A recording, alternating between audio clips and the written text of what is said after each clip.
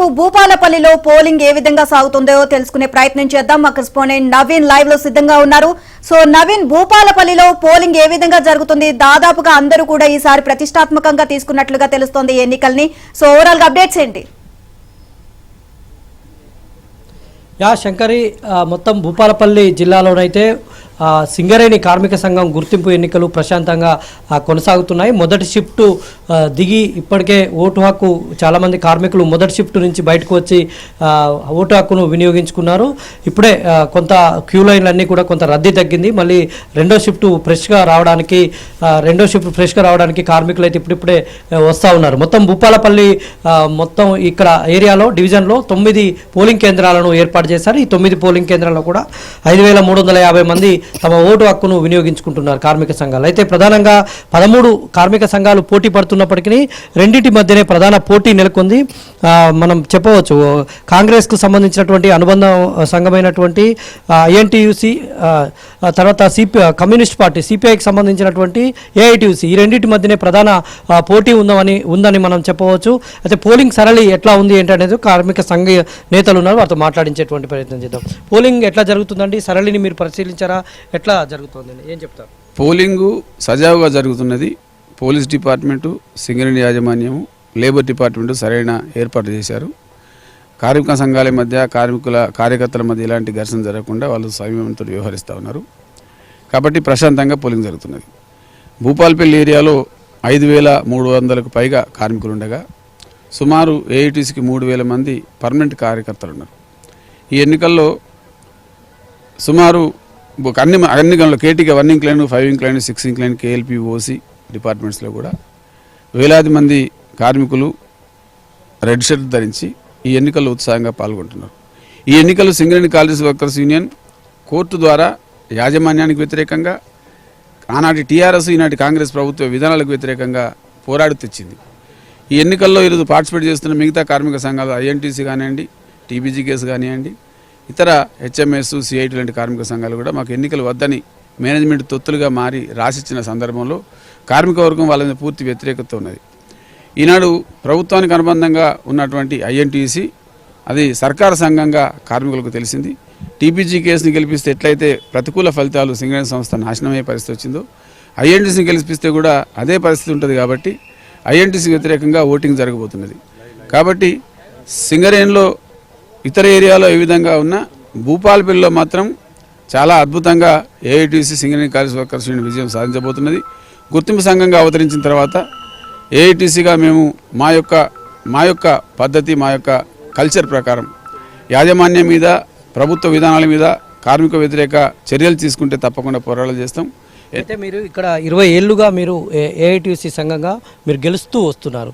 ఇప్పటివరకు మీరు కార్మికుల పక్షాన చేసినటువంటి సేవలు ఏమున్నాయంటే ఏం చెప్తారు? 20 ఏళ్ళుగా కాదు, 6 సార్లు గుర్తింపు సంఘం ఎన్నికలు జరిగితే 3 సార్లు ఏఐటీసీ గుర్తింపు సంఘం గెలిచింది. ఒకసారి ఐఎన్టీసీ, గత 11 సంవత్సరాలుగా టీబీజీకేఎస్ గుర్తింపు అధికారం ఉంది. 20 ఏళ్ళు మాత్రమే కాదు, ఈ సింగరేణి సంస్థలో మొట్టమొదటి కార్మిక సంఘం ఏఐటీసీ. 1942 సంవత్సరంలో, అంటే 80 సంవత్సరాల కింద ప్రారంభమైన ఏఐటీసీ ఈ సంస్థలో ఉన్న కార్మికులకు బోనసులు తెచ్చింది, అడ్వాన్సులు తెచ్చింది, సమ్మె అడ్వాన్సులు తెచ్చింది, లాభాల్లో వాటాలు తెచ్చింది, ఇంక్రిమెంట్లు తెచ్చింది, ప్రమోషన్లు తెచ్చింది, పెన్షన్లు తెచ్చింది, ఎస్ఎల్పీలు, సర్వీస్ లింక్డ్ ప్రమోషన్స్ తెచ్చింది. అదేవిధంగా ఈ సంస్థలో డిపెండెంట్ ఎంప్లాయ్మెంట్ తెచ్చి 1981 సంవత్సరంలో రూపాయి ఖర్చు లేకుండా ఉచితంగా, ఫ్రీగా, ఈజీగా మెడికల్ బోర్డు ద్వారా చేయించడం ద్వారా పిల్లలకు ఉద్యోగాలు కల్పించింది. ఏఐటీసీ చరిత్ర అంటేనే సింగరేణి చరిత్ర, సింగరేణి చరిత్ర అంటేనే ఏఐటీసీ చరిత్ర. ఏఐటీసీ నాయకుడు కామ్రేడ్ కొమరయ్య గారు తన జీవితకాలం సింగరేణి కార్మిక వర్గానికి సేవ చేస్తూ వచ్చిండు. ఆ యొక్క సాంప్రదాయాన్ని మేము కొనసాగిస్తూ వస్తున్నాం. ఇది ఏఐటీయూసీ నేతల అభిప్రాయం. మొత్తంగా ఐఎన్టీయూసీ నేతలు కూడా గెలుపుపైన ధీమా వ్యక్తం చేస్తున్నారు. వాళ్ళు ఐఎన్టీసీ నేతలు ఇక్కడ ఎగిరేది కాంగ్రెస్ అనుబంధ సంఘమైనటువంటి ఐఎన్టీసీ నేతలు మేమే గెలుస్తామని ధీమా వ్యక్తం చేస్తూ ఉన్నారు. వారు కూడా మనతో ఉన్నారు, వారితో మాట్లాడించేటువంటి ప్రయత్నం చేద్దాం. ఏం చెప్తారండి, ఎన్నికల సరళి ఎలా కొనసాగుతుంది? ఎన్నికల సరళి ఐఎన్టీసీకి అనుకూలంగా ఉంది. యువ కార్మికులు, సీనియర్ కార్మికులందరూ కూడా ఐఎన్టీసీకి కఠిన ఓటేసి గుర్తింపు సంఘంగా మరి రేపు పొద్దునే అధికారం ఇవ్వడానికి సిద్ధంగా ఉన్నామని చెప్పి తెలియజేస్తున్నాం. ఇప్పుడు జరిగినటువంటి సుమారు 30% ఓటింగ్ జరిగింది. ఈ 30%లో ఐఎన్టీసీకి అత్యధిక మెజార్టీ రాబోతుందని చెప్పి తెలియజేస్తున్నాం. ఇకపోతే ఇది 7వసారి జరుగుతున్న ఎన్నిక.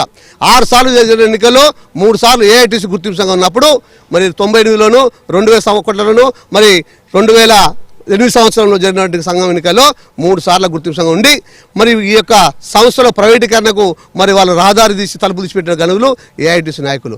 వాళ్ళ హయాంలోనే ప్రైవేటీకరణ పెరిగింది, వాళ్ళ హయాంలోనే అంబులెన్స్ ప్రైవేట్ అయినాయి, వాళ్ళ హయాంలోనే హాస్పిటల్లో స్టాఫ్ చాలామంది కూడా ప్రైవేటీకరణ జరిగింది. టింబర్ యార్డులు పోయినాయి. తర్వాత అండర్ గ్రౌండ్ మైన్స్లో కూడా మరి ఈరోజు ప్రైవేటీకరణ రావడం కారకులు మరి ఏఐటీసీ నాయకులు. ఓపెన్ కాస్ట్లు వెళ్ళినాయి, ఓపెన్ కాస్ట్లో ప్రైవేటీకరణ కావడం కారకులు మరి ఏఐటీసీ నాయకులు. ఇక వాళ్ళు పొత్తు లేకపోతే బతకరు.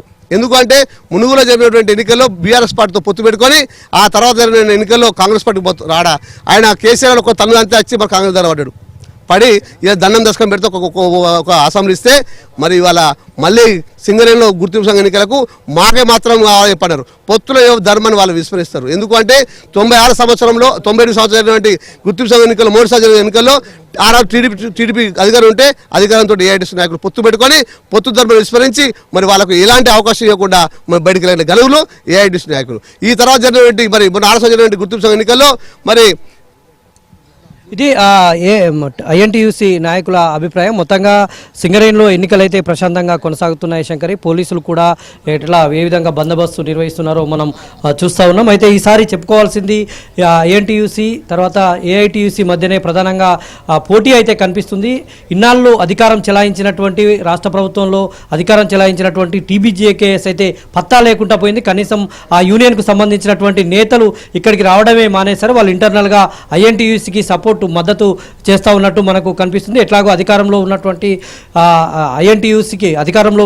ఐఎన్టీయూసీని ఓడించాలి అంటే కాంగ్రెస్ పార్టీకి సంబంధించినటువంటి సంఘాన్ని ఓడించేందుకు ఏఐటీయూసీతో టీబీజేఎస్ ఇంటర్నల్గా జత కట్టిందని మనం చెప్పుకోవాల్సి ఉంటుంది. ఆ నేతలు ఎవరు కూడా ఇంటర్నల్గా ఏఐటీయూసీ నేతలకే మద్దతు ఇవ్వాలని అయితే టీబీజేకేఎస్ నేతలు ప్రచారం చేస్తున్నట్టు మనకు అర్థమవుతుంది. ఇక్కడ పరిస్థితులు కూడా ఆ విధంగానే కనిపిస్తూ ఉన్నాయి. భూపాలపల్లిలో ఉన్నటువంటి ఈ డివిజన్లో ఉన్నటువంటి 9 పోలింగ్ కేంద్రాలు ఇక్కడ ఉన్నటువంటి 9 పోలింగ్ కేంద్రాల్లో ఓటు హక్కు వినియోగించుకునేందుకైతే కార్మికులు వస్తూ ఉన్నారు. ఇప్పటి వరకు అయితే పోలింగ్ అయితే ప్రశాంతంగా